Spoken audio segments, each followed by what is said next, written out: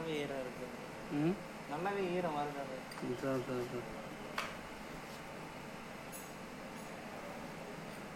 அந்த பைப் வச்சு உள்ள அடிக்கணுங்களா? ஆமாண்ணா. அந்த அளவு போட்டு போடணும்.